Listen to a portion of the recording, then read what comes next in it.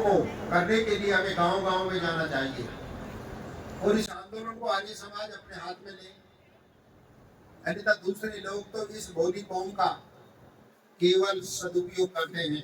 किसानों के नाम पर किसानों के नेता तैयार कर देते हैं और किसानों के नेताओं के द्वारा अपने ही लोगों को बहका कर केवल वोट तक तैयार करते हैं।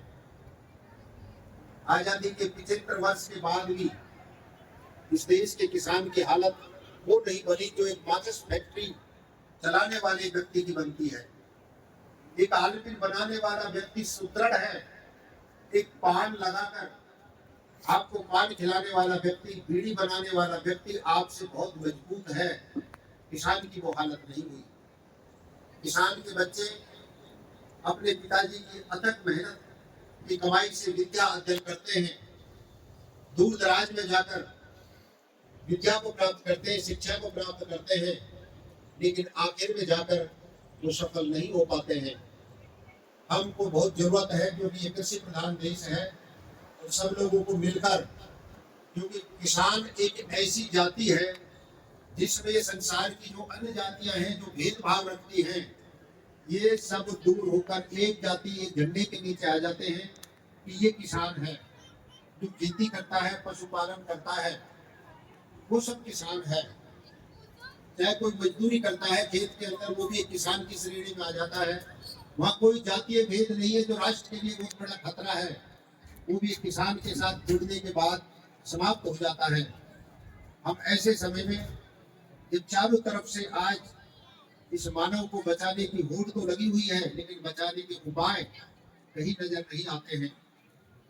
आर्य समाज के प्रवर्तक महर्षि दयानंद ने अपने सत्याप्रकाश के अंदर इसको किसान जी कहकर संबोधित किया है और अनेकों प्रकार से अन्य लोगों ने भी इसको उत्साहित तो किया है, लेकिन बचाने का उपाय अगर कहीं मिलेगा तो वो आर्य समाज के द्वारा ही मिल सकता है। इसलिए मेरा निवेदन है, आप सब जो आर्य समाज से जुड़े हुए लोग हैं, इस आंदोलन की भूमिका में अपना भाग लगाएं, अपनी भूमिका निभाएं और किसान बचाओ राष्ट्र बचाओ आंदोलन को राजस्थान से शुरू करें। अन्य प्रांत तो हमसे बहुत जागरूक हैं। ये राजस्थान की भूमि जो प्राय जल के कारण शुष्क पड़ी हुई है, हमके तो कृपा हुई है इंद्रदेव की, पूरा धौलपुर से लेकर और यहाँ तक जल ही जल भरा पड़ा है। बाड़मेर जैसलमेर की भी वर्षा खूब हो रही है, जोधपुर अजमेर सारी जगह सारी बरसात की कोई कमी नहीं है। लेकिन राजस्थान को अगर समय से पहले पानी मिल जाता तो दुनिया का पेट भरने की क्षमता ये राजस्थान की भूमि रखती है। ऐसी भूमि है जहाँ हर प्रकार के अन्न पैदा होते हैं, लेकिन पानी की कमी के कारण यहाँ का किसान पलायन कर जाता है, चाहे उसे केरल जाना पड़े और चाहे दूर दराज नागालैंड मिजोरम जाना पड़े अपनी जीविका चलाने के लिए। सब प्रकार की फसलें इस राजस्थान की भूमि के ऊपर होती है, जिसका प्रत्यक्षीकरण ये नीम की फसल लगती है, शायद मीठा गन्ना जो होता है, ये जो पशुओं का चारा है, ये भी यहाँ पैदा हो रहा है। इस क्षेत्र में तो पानी की शायद इतनी कमी नहीं है, किल्लत नहीं है, बाकी पूरा जो मारवाड़ है उसमें पानी की कमी है। संयोग से दो नहर भी आई है, बाड़मेर जिले से लेकर जैसलमेर तक इंदिरा गांधी नहर और नर्मदा की जो नहरें हैं वो थोड़ा थोड़ा इसके थोड़े से भाग को सिंचित कर रही है। अगर नहरों में पानी की संख्या बढ़ा दी जाए तो राजस्थान का किसान मालामाल हो जाए।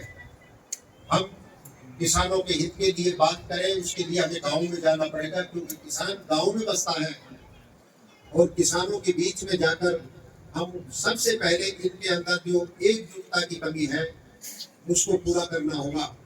एकजुटता हमें अपने सामाजिक स्तर से सब प्रकार के भेदभाव को मिटाने के बाद में पृष्ठभूमि तैयार करके और आर्य समाज के झंडे के नीचे हम किसान बचाओ आंदोलन चलाएं तो महर्षि दयानंद के अन्य जितने भी जो प्रकल्प हैं, चाहे वो पशुपालन में गो रक्षा हो, ये सारी की सारी पूर्ति की जा सकती है।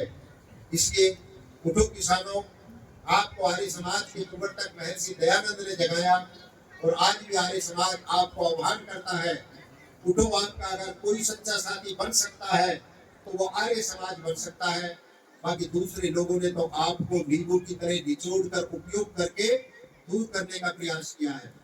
आर्य समाज के साथ जुड़ेंगे तो किसान अन्न पैदा करेगा, किसान बचेगा तो राष्ट्र बचेगा, किसान बचेगा, किसान समझेगा तो गौ रक्षा होगी।